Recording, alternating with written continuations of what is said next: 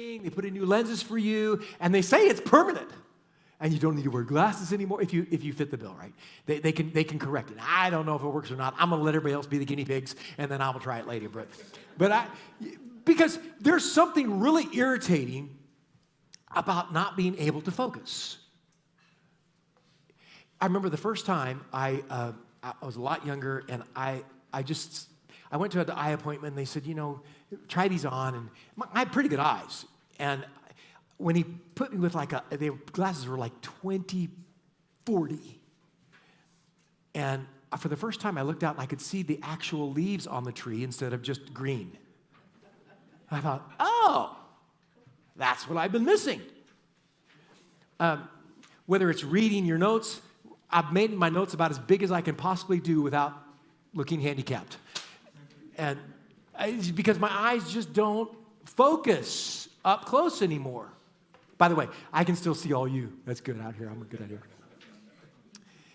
Focus. We're going to talk about, we're in our series, and we're doing this Finishing Well series, and it's a good time of the year to do that. And to finish well, we covered that the first week. And this week, I want to talk to you, next 2 weeks, we're going to talk about this concept of focusing, to be able to focus well, and the next week is going to be love well.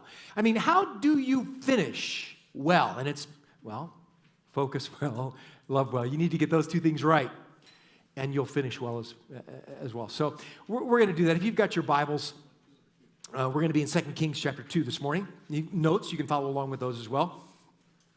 And this morning's story talks about two of probably the most famous Old Testament prophets in the Bible. The two guys that we're going to talk about. Their stories are extremely well known and told, and they stick in your mind as a kid. You hear these stories as a kid, and you think, wow, that is really neat. The two guys are Elijah and Elisha. All right? Great story from 2 Kings in particular. Now, Elijah, you recognize him. Some of the stories that he's most famous for were his ongoing battle with King Ahab and Jezebel. That was Elijah, right? So that's that story that follows along with him. He does all these kinds of miracles. The drought. He finds the woman that needs a meal, and she only has just enough flour and oil to make one loaf. And he says, "Tell you what, I got a deal for you. Make me the loaf first, and then you will never run out of flour and oil again." And God multiplies this lady's flour and oil. And she has, through the drought, all the food that she needs.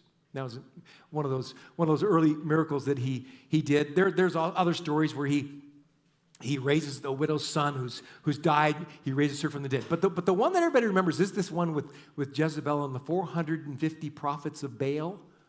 The one on Mount Carmel, the big famous battle, the showdown between God and between the prophets of Baal. And that's that whole thing where they get to go first, and they're dancing around. Whoever can light the wood and the altar and everything, just light it on fire, and then that'll be God. And the Baal prophets run around and dance around, cutting themselves, bleeding all over, showing their Baal that, hey, we're serious. You should light this up, and nothing happens. And Elijah says a little simple prayer, and lightning comes down and wham, and ignites and burns everything. And that was the battle that started it all. And so after that, and Elijah, the prophets of Baal are executed, and Jezebel says, by the way, in case you're wondering, next time I see you, you're going to be as dead as my prophets. And he runs. And Elijah runs for his life and hides in a cave. And that's that whole other scene with Elijah. But that's the moment when God tells Elijah, when it's all over with, God tells Elijah, hey, it's time. I want you, when you leave here, to go and find a guy by the name of Elisha and anoint him the next prophet. And so that's when these two lives join. And Elisha has a lot of famous stories, which I won't go into at this point, except for the one which I think is the funniest. I don't know if funny is the right word for it, but one of the famous stories that Elisha is known for and all the miracles that were taking place. because we're not going to get to these today. That's not the point. But the funniest one that I remember was Elisha's died. And they've put his bones, they buried him in the tomb, right? And after that period of time, there's some guys who have a friend who dies. And they're going to go bury him. And they go out to bury him in the area. And all of a sudden, a group of raiders come through, and they're afraid they're going to kill him. And so they take their friend, the dead guy, throw him down in the tomb. It happens to be Elisha's tomb. And the story says that when the dead man hits Elisha's bones, he comes back to life. Okay, well, let's get out of here now. And out they go. That's the relation. There's the two guys, right? We're going to talk about that story. And it comes from 2 Kings chapter 2, verses 2 to 13. We're going to talk about this thing that happens between Elijah and Elisha when Elijah passes off, if you will, the baton, the mantle, when Elisha takes over and Elijah leaves. How do you, and the story has to do with this ability to focus. Elisha is going to have to figure out, how do I focus? Stay focused so that I can finish well. Anybody here taking tests this week? How do I stay focused so that I can finish well? It's huge, right? That's this story. So here you go. Here's the story as we pick up here, verses 1 and 2. And I said the very first point of focus, the ability to focus well requires that you don't leave. Now that comes out of the text. Don't leave. Here's the story. Verse 1 and 2. When the Lord was about to take Elijah up to heaven in a whirlwind, Elijah and Elisha were on their way from Gilgal. Elijah said to Elisha, "Stay here. The Lord has sent me to Bethel." But Elisha said, "As surely as the Lord lives and as you live, I will not leave you." So they went down to Bethel. I will not leave you. This is what's getting ready to happen. In this period of time, what's getting ready to happen is, they describe it as the whirlwind. This is that story, if you recall, the chariot of fire coming down and taking Elijah up to heaven. Right? That's what's getting ready to happen here as we go through this whole passage. When it comes to finishing and not leaving the task, here's the thing you can kind of remember. Finishing is never as far away as it feels. When you're in the middle of trying to finish and it's getting harder and harder and harder, it's not actually as far away as it feels. You're actually pretty close. Elisha was this close to finishing. God had called him to be if you will, the replacement for when God takes Elijah. That's why he'd given him the mantle, and he called him to follow him. And Elisha's been following Elijah around for at least 5 years, somewhere between 5 and 10 years. He's been following him along, being the apprentice, learning how things go. How do you do all this? He's following. He's committed to doing this thing. And when you're in the middle of trying to finish something and it keeps going and going and going, you're wondering, is this ever going to be done?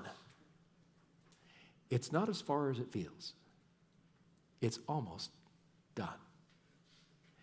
And you don't want to leave right in the middle of that. And there's always, by the way, there's always a good reason for you to stop. You can always come up with a reason why, well, I'm just gonna move on. I don't have time to do this. It doesn't really mean that much, and I'm just gonna stop. I'm gonna quit.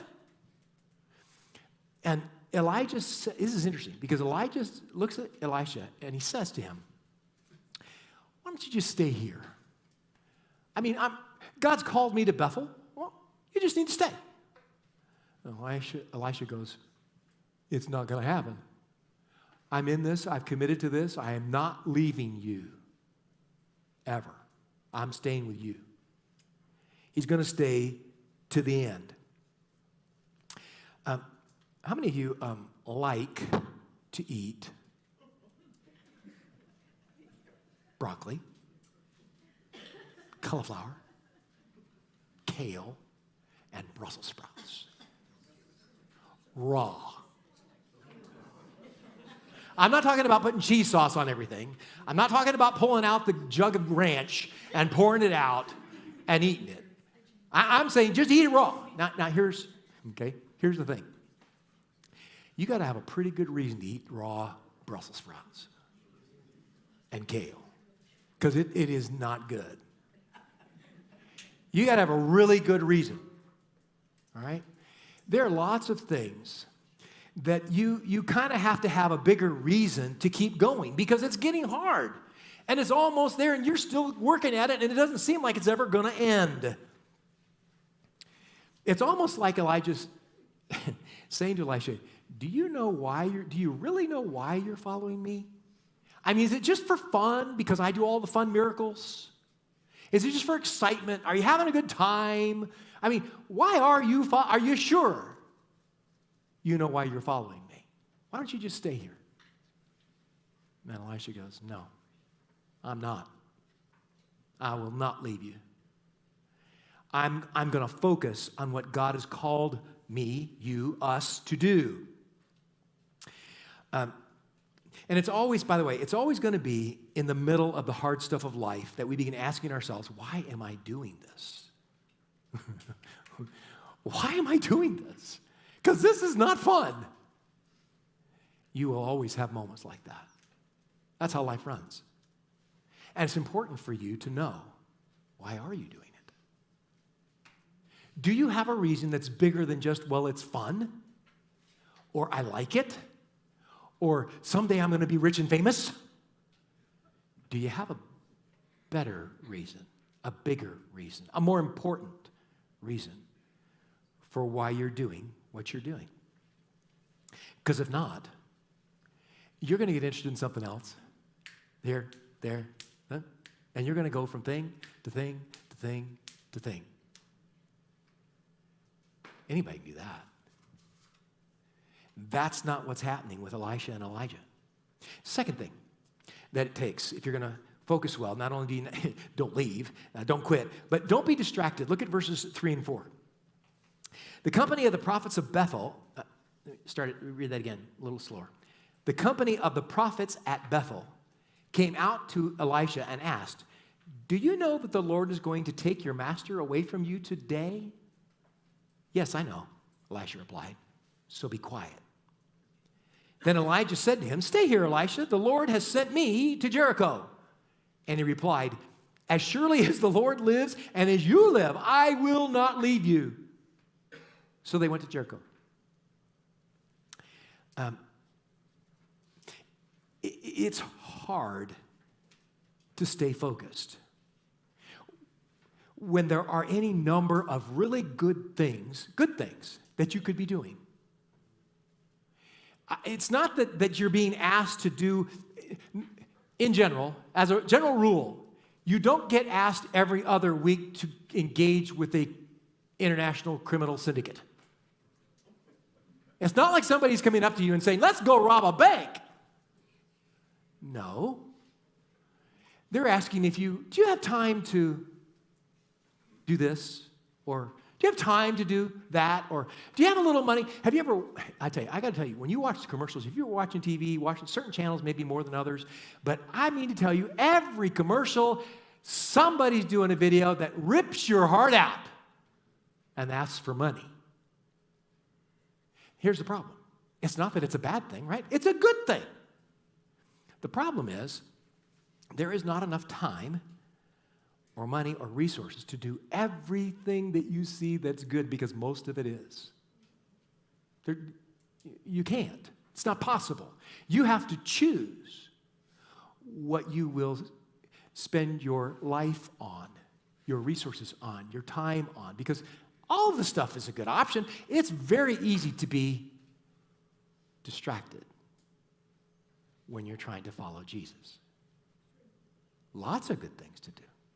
All right?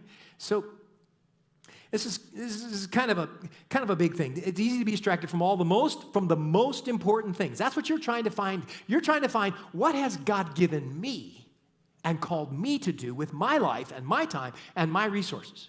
Because everybody loves you and has a plan for your life. Everybody does. And it's a good plan. but it may not be yours.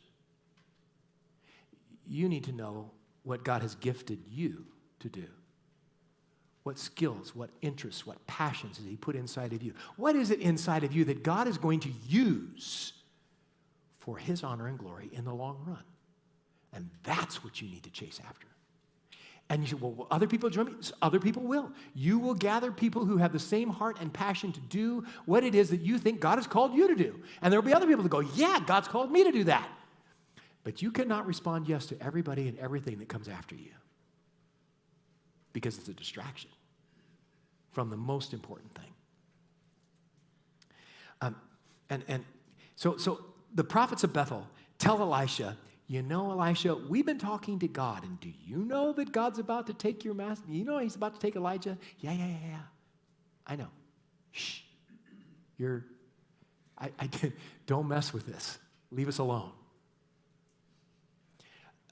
Elijah makes another push, right? He pushes him again. Are you sure you know what you're doing? Are you sure you're going to follow? Because I know God's called me. Has God called you, Elisha? He goes, I'm not leaving. I'm not leaving. I'm not going to be distracted by all the people that are around calling me to do this and that and the other thing. Whatever it is that God's giving you, focus on that. All right, let me give you the third thing. Do not be discouraged. Look at verses 5 and 6. So they go on, right? So the company of the prophets at Jericho went up to Elisha and asked him, do you know that the Lord is going to take your master from you today? Yes, I know, he replied. So everywhere they go, the prophets, the other people, the other religious people in the area go, hey, we've been talking to God, and God's told us he's taken Elijah. Do you know that? Yes. I know. Then Elijah said to Elisha, stay here. The Lord has sent me to the Jordan. And he replied, as surely as the Lord lives and as you live, I will not leave you. So the two of them walked on. Everywhere they go, somebody has something to say to Elisha. And they're trying to get involved in it. It can be awfully discouraging when everybody keeps telling you that you're probably not doing what they think you ought to do. It gets a little discouraging. You start to wonder, am I really missing what God's called me to do? Because everybody keeps telling me I need to. If you're single, people are always trying to hook you up, get you married. Hey, I know somebody. I know somebody you might want to. I know somebody. They're always trying to get you married, right? When you were single, everybody loves you and has a plan for your life. I think I know what you ought to do. And then when you get married, what's the first thing they ask? Are you going to have any children? When are you going to have children? When are you going to have children? When are you going to have children? Because they know better than you do. And then when you have children, they go, you know, when I had kids, I did this I taught my kids to do. Everybody's always trying to tell you how you should follow Jesus. Because you should do what they do. You should do it the way they did it. Because if it's good enough for me, everybody ought to do it. No. Do you know that God's going to take Elijah from you today? Yeah, I know. Don't be distracted. Don't be discouraged. Stay focused. 2 more things. Number 4, be clear. Be clear, verses 7 and 9. 50 men from the company of the prophets went and stood at a distance facing the place where Elijah and Elisha had stopped at the Jordan. Elijah took his cloak, rolled it up, and struck the water with it. The water divided to the right and to the left, and the two of them crossed over on dry ground. Does that sound familiar? Little Red Sea going on there, little Jordan River going on there when all this is, yeah. When they had crossed, Elijah said to Elisha, "Tell me what I can do for you before I am taken from you." "Let me inherit a double portion of your spirit," Elisha said. Elisha is basically saying, if God is going to use me the way that I believe he's going to use me, then I want a double amount of the same miraculous power that's in you. Pat. Now, by the way, that's a very clear request. I want twice the miraculous power. I want God to use me in unbelievable amount of ways. And it's a very clear statement of what you want. There's no ambiguity to what Elisha wants. Very specific, very clear. When you say something publicly, honestly, and clearly, here's the thing. When you do that, when you come out and say it publicly, you are increasing the odds that what you have said will come true. Amen. Now, it's not magic, right? Don't get me